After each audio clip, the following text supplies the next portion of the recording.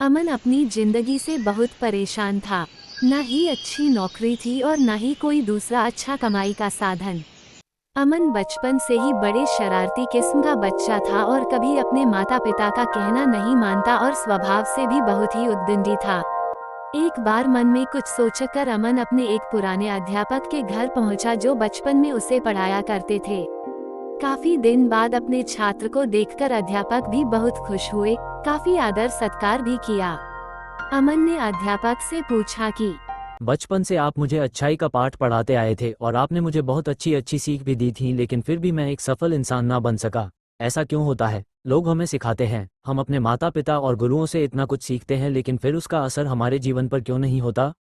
अध्यापक ने मुस्कुराते हुए कहा कि बेटा, तुम जरा मेरे लिए एक शराब की बोतल ला दोगे, फिर मैं तुम्हारे सवाल का जवाब दूंगा।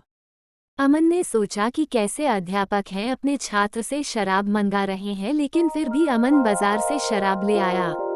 अब अध्यापक ने अमन से कहा, बेटा, इस शराब की बोतल को पी जाओ, लेकिन एक बात का ध्यान रखना कि शराब को गले से नीचे मत उतरने देना। मुंह में लेना और कुल्ला कर देना। अमन को लगा कि ये पागल हो गए हैं क्या। अमन ने ठीक वैसे ही शराब पीना शुरू किया। वो एक घूंट पीता और कुल्ला कर देता। फिर कुछ ही देर में पूरी बोतल खाली हो गई। अब अध्यापक ने अमन से कहा कि तुमको नशा हुआ क्या? नहीं, नशा तो नहीं हुआ। अरे, पूरी बोतल पी गए और तुमको नशा ही नहीं हुआ? नशा कैसे होगा जब शराब का एक घूंट भी गले से नीचे उतरा ही नहीं है? अध्यापक मुस्कुरा के बोले, बेटा, मैं यही तो तुम्हें समझाना चाह रहा था कि पूरी बोतल खाली हो गई, लेकिन शराब का नशा नहीं हुआ, क्योंकि शराब का एक भी घूंट गले से नीचे गया ही नहीं था। वैसे ही मैंने तुमको बचपन में बहुत सी किताबें पाई, तुमको काफी शिक्षा दी, काफी नैतिकता की बातें बताई, लेकिन तुमने एक भी बात को अपने गले से नीचे नहीं उतारा, तुमने एक भी बात को अपने जीवन में नहीं उतारा।